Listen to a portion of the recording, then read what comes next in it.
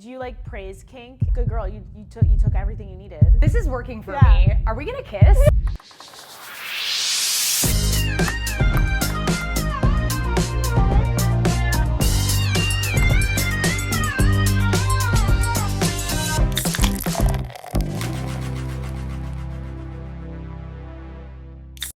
Hey, welcome to Book Pong. I am Becca Grischow, and I am here today with Becca Corrello, the author of 32 Days in May, which is out now, and Summertime Punchline, my romance comedy queen. How are you this morning? I'm so good. Thank you so much for having me, Becca. I'm so thrilled to have you here. Yeah. When is the last time you played beer pong? The last time I played beer pong was at a Halloween house party in 2017 or 18, and it was with my improv group. Shout out to you guys. They had like this really cool house, and like I walk in, and they're playing beer pong, which I expected, but what I didn't expect to see is a guy who was like a senior director of like media acquisition at my day job playing the game and arguing with like the only other girl on my improv team, Marissa. Shout out to Marissa. There's not going to be that level of drama today. I'm going to go ahead and well, I can't promise that. Yeah. I don't know. We'll see what happens. But this isn't beer pong. This is book pong, so it's a little bit different. I know you are here to talk about 32 Days in May, which is great news because I have 6 cups with 6 questions about that book and your process writing it. Unfortunately, I kind of want to talk about literally anything else. And so if I make a shot, we're going to do those questions over there that are a little bit less relevant, more things I want to chat about. Sound good? Sure, yeah, sounds All right, good. Let's do it. I'm going to crack this bad boy open first. So am I. We're going to start. We're both going to shoot at the same time. Are you ready? Sure. Okay. At the same time? Yes. Okay. 2, 1. Oh, you made it! Clowns have sex too. Agree or disagree? Do you agree? Do clowns have sex? Clowns fuck. Clowns fuck for sure. They're the freakiest people on earth. I believe it. So why are there not more funny people in the romance genre? That's a very controversial question. I think when we talk about romantic comedies, frequently comedy is used in like the Shakespearean sense, which is like there's a happy ending, nobody dies. It's sort of like a comedy of errors or like situationally comedy. I think that there hasn't been like historically a need to write like line level jokes. But then I was like, I want to write line. I think there's a few people who are writing line level jokes. Yeah, and Maybe I'm writing line level jokes. Yeah, which is why I was so thrilled to see another comedian in the romance space, because I feel like there are a few of us. Yeah, no, there's not a lot. It's like, oil and water a little bit.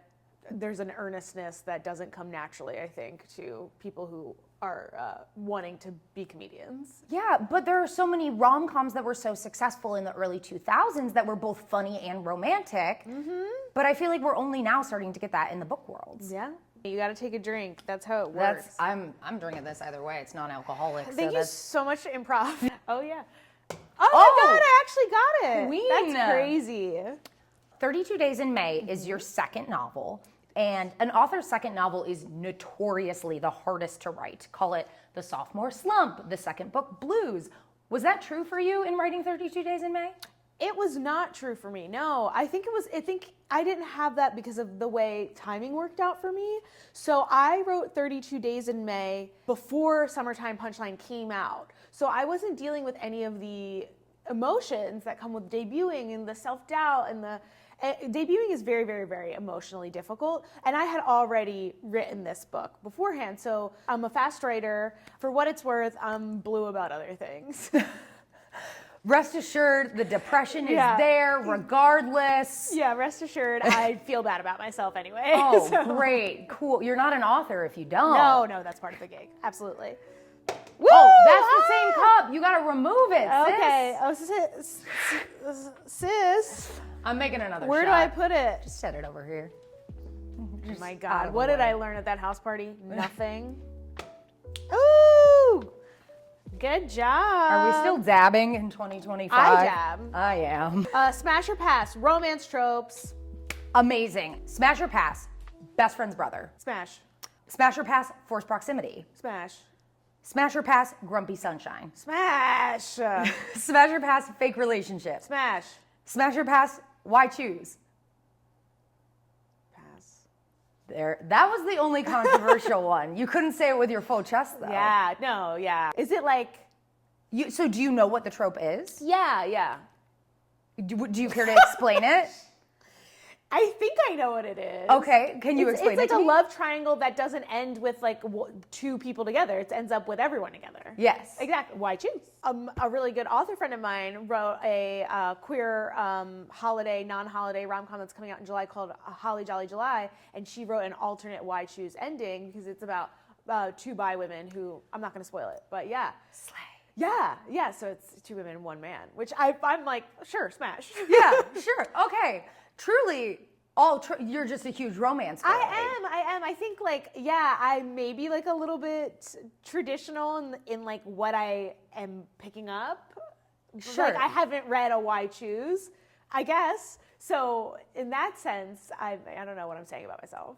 Are you in a monogamous relationship? I am. So yeah, it's not a traditional thing that you would reach for. Yeah. And that just like maybe doesn't do it for you. Well, I also think it lives in certain other subgenres. I think Why Choose tends to live in like, not paranormal, but like interspecial.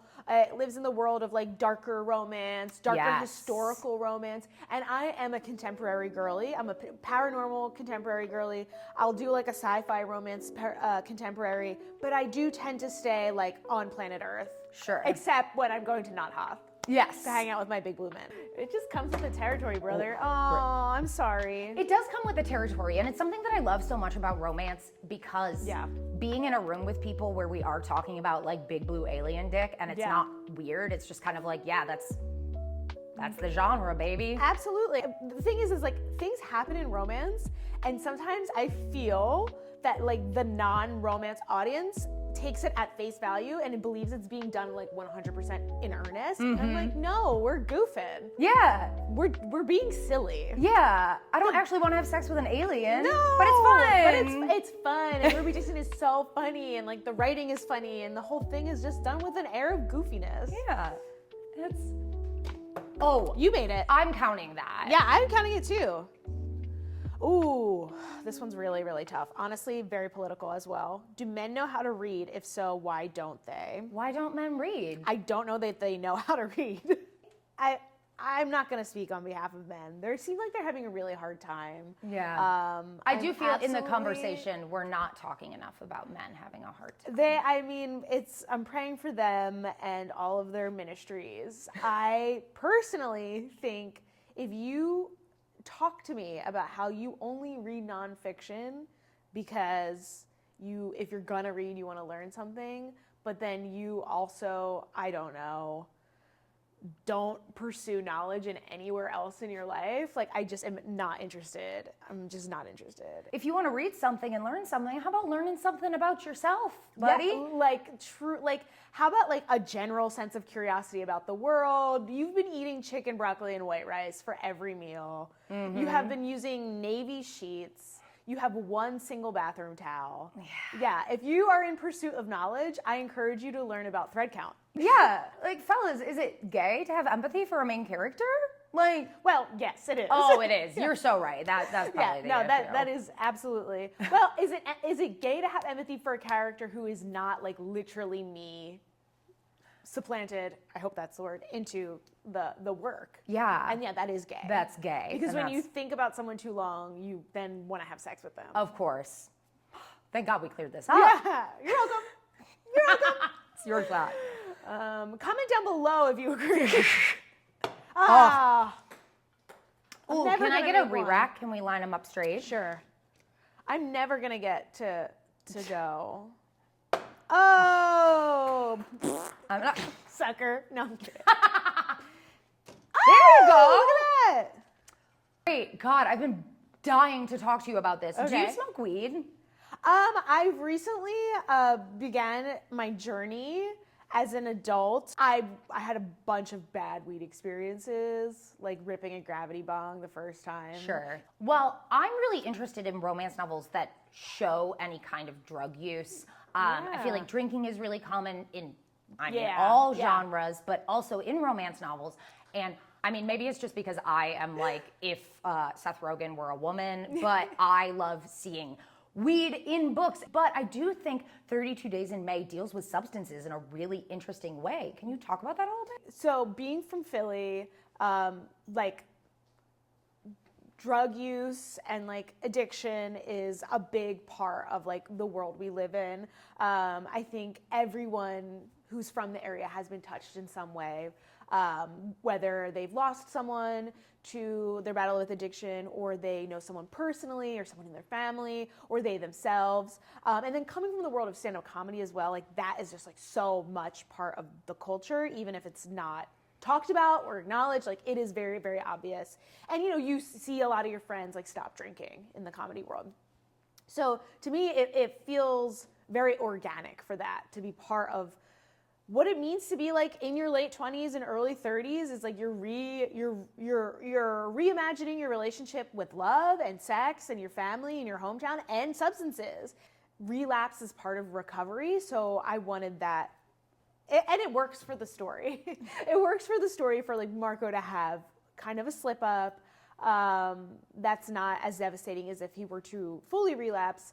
But then the casual mention of weed, I feel like is like, it's just part of our world. I don't know. It is such a part of my world and such a part of just the communities that I'm in as an artist. People be doing drugs. Yeah, they do be doing drugs, and we made like the decision to strip out any like specifics about the drugs, and I also think it would have changed people's perception of Marco. But yeah, I've just kind of like committed to like a certain amount of realness, I guess.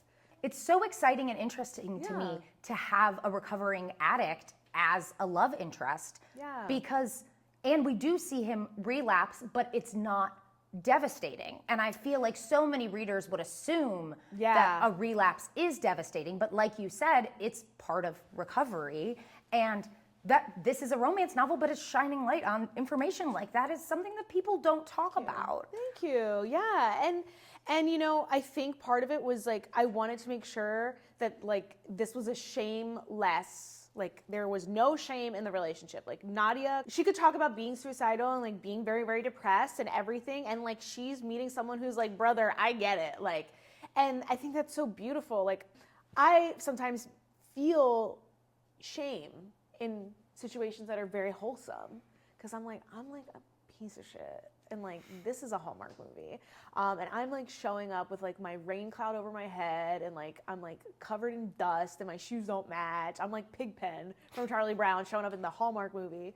So I think for me, part of writing romances is like, this is a story about the Pigpens of the world. Yeah, Pigpens fall in love. Pigpen is so cute. And he deserves love. And sad people deserve romance novels too. Sad people, yeah, Enneagram 4s deserve love. Yes. Oh, nice. That was a really good shot. What is your all-time favorite romantic comedy? Personally, mine is The Wedding Singer. What about you? Oh my God, of course. That is such a funny answer. I think all-time favorite, like if I'm truly taking the word all-time into account, it's 10 Things I Hate About You. Oh, exquisite choice. Yeah, because like Kat, important, obviously. Yeah. Heath Ledger is so beautiful in that movie. That was a big bi-awakening for me as a kid. Oh, yeah, because they're both. Oh my God, Julia Stiles and Heath Kiss, Ledger. Like, are you kidding me? I was like, maybe actually Why Choose is for me. Yeah, literally. Did you like when she danced on the table? Of course. That's crazy. They made her dance so much in movies, and it's like someone hated her. Yeah. They were like, I think Julia should dance. Poor thing. She was like, she always was doing a lot of like arm and hand. Yeah. I love Moonstruck Oh. so much. That one is important to That me. is maybe just like an all-time best film, rom-com or no, is so romantic. exquisite. Yeah. And so funny. I love Cher. I love Cher. I love the dialogue. I love the screaming. Nick Cage is beautiful in that movie. Yeah, which is a He's nice reminder yeah. that Nicolas Cage can be beautiful and is not just like a meme of a man. Yes, with his big baby blues and his little unibrow. Yeah, he's gorgeous. He's so sweaty too, which is important to me. You are so into Yeah, sweatiness. I think the choice to make people like sort of glowy and gleamy is so hot. Okay, my turn? Yes. I have a good feeling about this. Ah! Ooh! I am undefeated so far. Yeah, you're doing such a good job. I mean, I knew I wouldn't be good at this. Thank you. I live for the words of affirmation. Yeah. Oh, is that your love language? Yeah. Or whatever? Absolutely. Yeah. I can't survive unless I'm like Tinkerbell, like Oh it has my to God, clap or I'll die. me That's too. me. Do you like praise kink in Absolutely. romance? And in fact, in my writing process, it's been really difficult. I realized that the only way I can really write is by reading it aloud to people after I finish a chapter. That's crazy. So that they can tell me I did a good job so that I can keep going. Oh my God. Yeah, good girl. You took everything you needed. Yeah, exactly. You did it so good. Exactly. Oh my God, Thank you. You're motivating me to write right now. Thank you. I appreciate that. Yeah.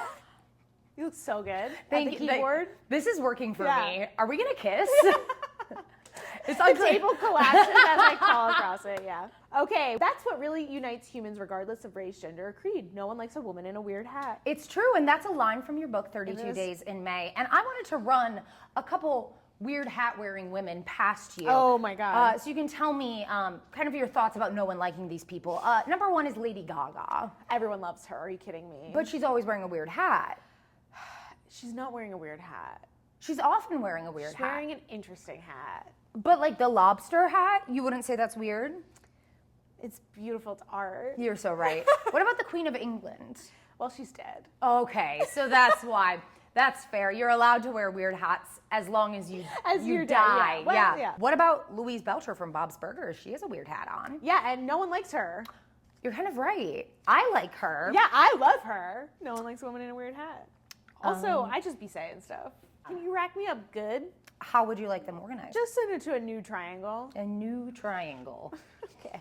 Kind of like a Oh, diamond, perhaps? Yeah, that's some might call perf. it. Yeah, that's perf. Okay. You got it, girl. You got it. You got it. Oh. And I was right. So, romance novels on the Jersey Shore seem to be your thing. Both 32 Days in May and Summertime Punchline are set on the Jersey Shore. They are. What's your draw to love stories on the shore? I love summer. I love the beach. I love laying on a hot rock. I love cooking in the sun. I love dehydrating myself in multiple ways at once. Drinking coffee, smoking a cigarette, laying under the sun. Beautiful. Eating some sort of like dried pork. Like I want to have no moisture in my body. You know, I'm from Philly and shore culture is huge. That's what you do. We're an hour from the beach. It's part of everything. I get emotional sitting on the beach in New Jersey and it's like a bunch of people who are maybe like max fourth generation Americans and we're all facing like in theory where we immigrated from. And like it's very moving to me that like we, you know, and a lot of people who live in like Philly, Jersey, New York, and they go to the shore, like they're from beach places. They're from Italy, they're from the Caribbean, and like we go to like the Atlantic sucks. Like let's be honest, it's big, it's dirty, it's gray, it's cold, you can't swim in it. But still, like we sit and we face like our beaches. I don't know, it makes me emotional. No, It makes me emotional. love that as a person who is also like extremely introspective and always looking for metaphors in Yeah. everything. There is something really beautiful and almost holy about that. I want to tell you about something I saw last summer, which was I'm in Ocean City, New Jersey, where I'm like with my girlfriends and we're sitting on the beach and we're cooking and we're eating our hoagies and there's like a family next to us. I think they were like Turkish, which is important because you're not allowed to smoke on the Jersey beaches anymore, and that was a big deal because people would leave their cigarette butts. Like it was a littering problem. The family's eating a rotisserie chicken, slay, on the beach. Love that The rotisserie. son lights up a cigarette, Marco style. Another thing that's illegal, feeding the seagulls. He has a piece of rotisserie chicken on a fork, and he's holding it up like this. The seagulls are flocking, like swarming. Also, the beach is so crowded, and he's smoking a cigarette, and he's doing this. That's a poem. It was beautiful. Disaster. Oh my God. It's going down. Oh, I'm geez. yelling timber. Okay, close game. If you're casting the movie adaptation of 32 Days in May, who is playing Marco and Nadia? So I recently saw Sinners in theater. Haley Steinfeld. What's her last name? I think it's Steinfeld. Is it Steinfeld? Whatever. I think Her. so. We do not have a lot of ethnic whites in Hollywood anymore. People are really like shaving down their features and dyeing their hair. So not a lot. And Nadia she's Italian American. She's a curvy girl. She has short curly hair. Like her curls are a big part of the story. So I'm like looking at Haley. Like Haley could be anything, and also she's just like a fabulous actress. So I was thinking like Haley will plump her up, and then Marco. I really did imagine Chris Abbott, who plays Marnie's boyfriend in Girls, and he's also in Poor Things. Like his beautiful, gorgeous bone structure, his curls. He sort of has like a messy hair. He has the right olive skin, and he has like the kind of petiteness of Marco. Marco is kind of a petite king. Wait, one more. I just want to, my other for Nadia. I think Florence Pugh would kill it. Also, would knock it out of the park. knock it out of the park. We'd also have to give her a perm. But. Yes. Oh shoot! Oh Dang my it. gosh. This is not. I'm a little nervous. I'm not gonna lie. Have you ever lost before? No. Oh.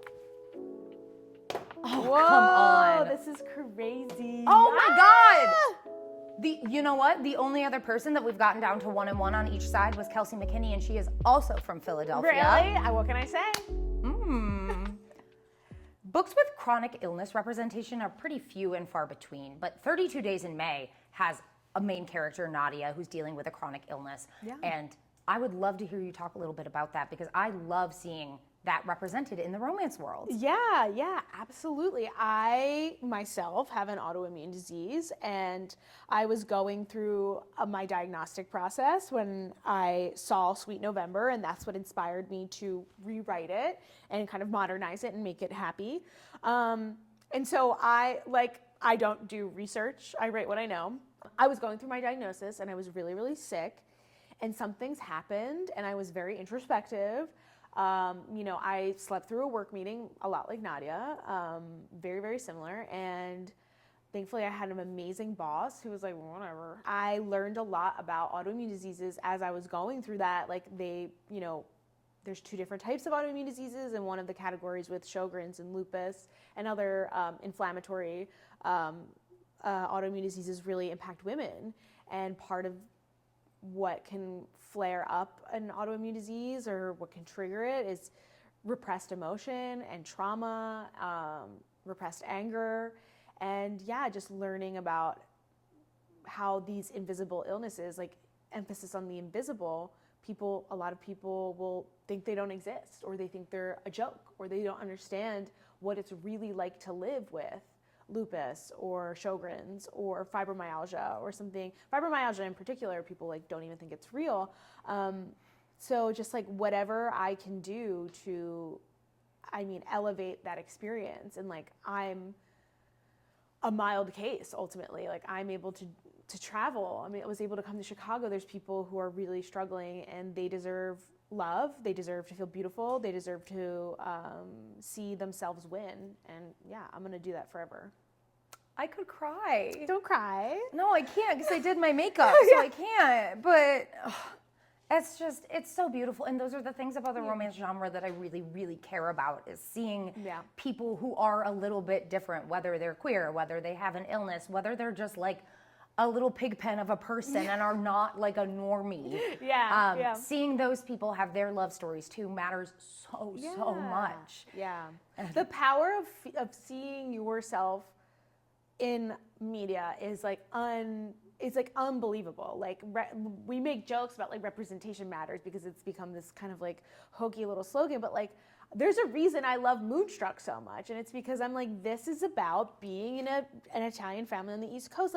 That is so, and you get goosebumps when you see this stuff, and I'm sure when you watch The Bear, you're yeah, I know them. I know cousin. I know cuz. This is so crazy that for me, whenever I think about representation mattering, I think about myself being in 6th grade, watching Tila Tequila, A Shot at Love with Tila Tequila, because I've known I was bi since 4th grade when I was drawing boobs in the margins of my assignment notebook. But actually, even though obviously that was a horrible representation of bisexuality, at least I knew that there was somebody like me, and that I wasn't alone, and that people kind of thought that was hot and cool in that way. Again, not good representation at all. Yeah. And now she's a Nazi, so pass. But still, it mattered to me. Yeah, and I think there's this idea that representation has to be perfect, but I think seeing someone be really kind of cool and messy and edgy, and that's also probably what you wanted at the time. I think sometimes we want like kids or little girls to be like, I want to be the president, I want to be the doctor. If you had asked me when I was 11 what I wanted, I would have been like, I want to be famous. So representation, I think it can look a million different ways, and it serves different functions. Oh my God, stop. I can't believe it. That's crazy. I've lost. Well, That's crazy. I'll have to prove it. That's crazy. But I want to play a game. Okay.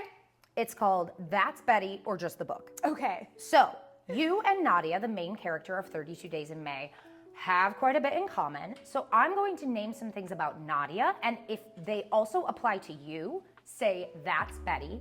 If they only apply to Nadia, say just the book. Are you Okay. ready? Has a chronic illness.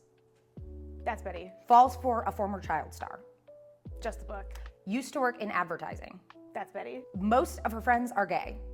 That's Betty. Still owns and uses a ratty old Vera Bradley bag. Just the book. Did you ever own a ratty old Vera Bradley bag? I didn't have any of the early 2000s like markers. I didn't have a Vera Bradley bag. I didn't have Ugg boots. I was very dedicated to being an emo kid. Emo kids in romance. Yeah, I think there's a little bit of a pipeline. All right, I'm gonna see if I can prove it, but you may have just been the first person to beat me at book pong. Oh my God. I'm pretty This nervous. is huge. This is.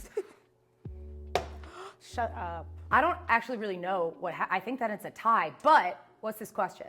All whales are women, boats are also women, stingrays are men. This is also a line from 32 Days in May, and I would love if you could please identify the gender of the following maritime creatures and objects. Starfish, Gay man, lighthouse, non-binary lesbian, seashell, straight woman from Utah, coral, elderly straight man. the anchor tattoo trend of 2012. Yeah, that's a bisexual woman with a boyfriend. Yeah.